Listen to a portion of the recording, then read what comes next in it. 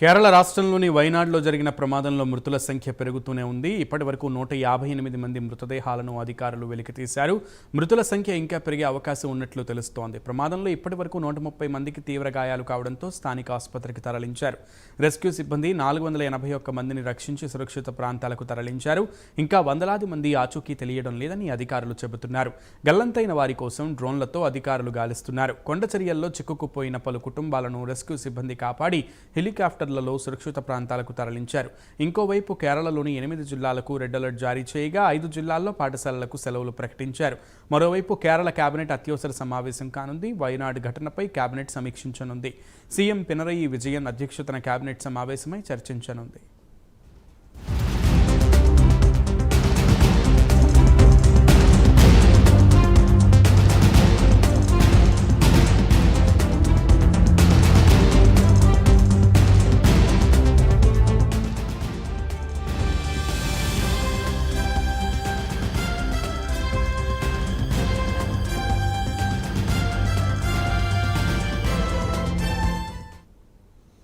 వైనాడ్లో అకాల వర్షాలు వరదలు పెను ప్రమాదాన్ని సృష్టించాయని చెప్పాలి. ఇప్పటికే ఇంకా కూడా కేరళ ఆ వరదల్లో చిక్కుకున్నటువంటి పరిస్థితి కనబడుతోంది. 8 రాష్ట్రాల్లో రెడ్ అలర్ట్ జారీ చేసినటువంటి పరిస్థితి కనబడుతోంది, 8 జిల్లాల్లో.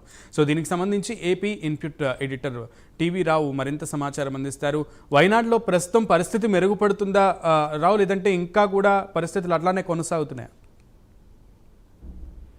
ఇక్కడ కేరళ రాష్ట్ర వ్యాప్తంగా వానలు పెడుతున్నాయి. ఏదైతే ఈ వానలు తీవ్రతకి గుండె జల్లుమనేటటువంటి సంఘటనలు ఈసారి తలెత్తాయి. ప్రతి ఏటా కూడా ఈ తరహా వానలు వరదలు కేరళలో సహజంగానే చేసేటటువంటి పరిస్థితి. మరి అయితే ఈసారి ఇందుకు విరుద్ధంగా గతంలో చూస్తే వానలు కురవడం, భారీ భారీ వర్షాలుగా రావడం, ఆ వరదలు రావడం, లోతట్టు ప్రాంతాలను ముంచెత్తడం, పునరావాస ప్రాంతాలకు తరలించడం వంటి కార్యక్రమాలు తరచుగా జరుగుతూ ఉండేవి. అయితే ఈసారి ఇందుకు తోడు కొండ చర్యలు విరిగిపడడంతో విలయం సృష్టించింది. ఏదో ఒక పెద్ద భూకంపం రావడము, ఒక సునామీ రావడం కంటే కూడా దీనికి ఆ యొక్క చిన్న రాష్ట్రంలో పెద్ద అలజడి క్రియేట్ చేసిందని ఇక్కడ మనం చెప్పుకోవాలి.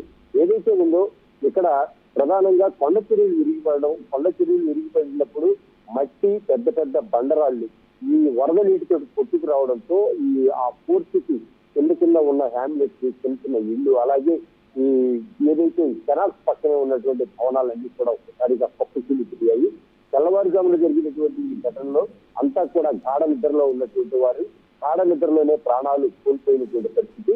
చాలా మంది కూడా ఇప్పటికీ శిథిలాల కిందే ఉన్నటువంటి పరిస్థితి. 24 గంటల్లో శిథిలాలు 100కు పైగా మృతులు చేరుకున్నటువంటి పరిస్థితి. అయితే ఇప్పటి వరకు చూసుకున్నట్టయితే దాదాపుగా 155 నుంచి 160 మంది మృతి చెందినట్టు సమాచారం.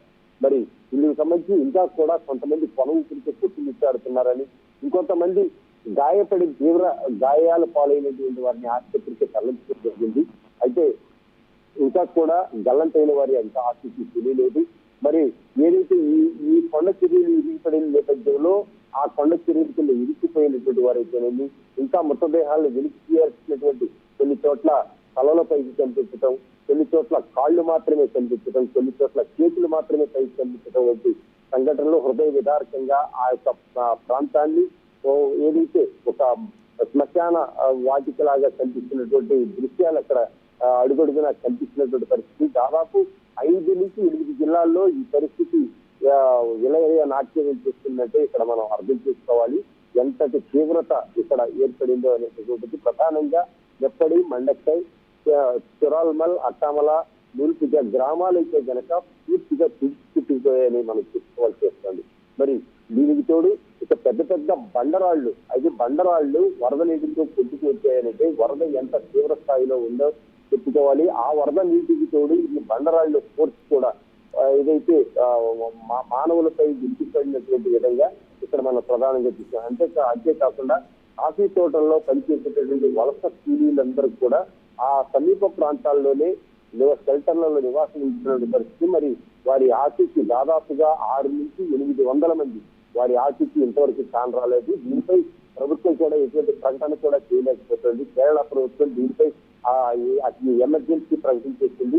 ఏదైతే విధుల్లో చేరాల్సినటువంటి విధులు నిర్వహించే ఉద్యోగులకు సెలవులు నిరాకరించింది. అందరూ కూడా ఖచ్చితంగా విధులకు హాజరు కావాలంటుంది. అంతే కాకుండా త్రివిధ దళాలన్నీ కూడా ఇక్కడ సహాయక చర్యలు నిమగ్నమయ్యాయి. ఏదైతే ఈ వాయు దళం అయితే కనుక పూర్తి స్థాయిలో సహాయక చర్యలు చేయడానికై ఆటంకాలు ఏర్పడుతున్నాయి. ఇంకా కూడా భారీగా వర్షాలు దంచి కొడుతున్నటువంటి తరుణంలో సహాయక చర్యలు వేగం పుంజుకోలేకపోతున్నాయి. ఎన్డీఆర్ఎఫ్ మృతదేహాలను వెలికి తీయడం ఈ పనిలో నిమగ్నమైపోయింది. మరి ఇలా చూస్తే ఆర్మీ అయితే కనుక సురక్షిత ప్రాంతాలకు తరలించేందుకు పెద్ద ఎత్తున అక్కడ ఉన్నటువంటి బాధితులందరినీ కూడా రక్షించే పనిలో ఉన్నారు. ఈ మొత్తం చూస్తే కనుక కేరళ చరిత్రలో ఇంత పెద్దటి విలయం ఏనాడు సంభవించలేదు. మరి ఇది అనుకోని విలయం. ఏదైతే తెల్లవారుజామున జరిగినటువంటి ఈ ఘటన ఏదైతే అది రాత్రి ఏదైతే ముందుగా జరగటమో లేకపోతే పగులు జరిగితే ఏదైనా తప్పించుకునేటువంటి ఆస్కారం ఉండేది. కానీ ఒకేసారిగా వచ్చి పడినటువంటి ఈ ఉపద్రవం కొండ చర్యలు విరిగి ఇళ్లపై పడడం అవి వరద నీటితో చెట్టుకు రావడంతో ఈ విలయం సంభవించింది. మరి దీంతో రాష్ట్రంలో సెలవులు అన్ని ప్రభుత్వ ప్రైవేటు కార్యాలయాలతో పాటు పాఠశాలలు కూడా పూర్తిగా సెలవులు ప్రకటించారు. అవసరమైతే కానీ ప్రజలు బయటికి వచ్చి రావాలి అని మాత్రం చెప్పడం జరుగుతుంది. దీనిపై అత్యవసర కేబినెట్ సమావేశం కూడా నిర్వహిస్తుంది. కేంద్రం కూడా దీనిపై ఏదైతే కేరళ ఇష్యూకి సంబంధించి మొత్తం ఇక్కడ జరిగిన విలయానికి సంబంధించి నిన్న పార్లమెంట్ లో కూడా పెద్ద చర్చ జరిగింది. ఆరోగ్య శాఖ మంత్రి నితిన్ గడ్కరీ కూడా వెంటనే వెళ్లి ఇక్కడ పరిస్థితులు సమీక్షించాలని ఆదేశాలు జారీ చేయడం జరిగింది. సహాయక చర్యలు ముమ్మరం చేసి ప్రజలను ఆదుకుంటామని కూడా పార్లమెంట్ లో ప్రకటించి ఇక్కడ మనం చూస్తున్నాం. ఇంకా ఇక్కడ ఉన్న పరిస్థితి ఇంకా కూడా మృతులు మరింతగా తిరిగేటటువంటి అవకాశం ఉంది. అలాగే ఇంకా కొట్టుకుపోయినటువంటి వారి ఆచూకీ గల్లంతైనటువంటి ఆచూకీ ఇంతవరకు తిరిగి రాలేదు. వాటి కోసం ఎన్డీఆర్ఎఫ్ బృందాలు బలంగా చేస్తున్నటువంటి పరిస్థితి ఇక్కడ మనకు కనిపిస్తోంది.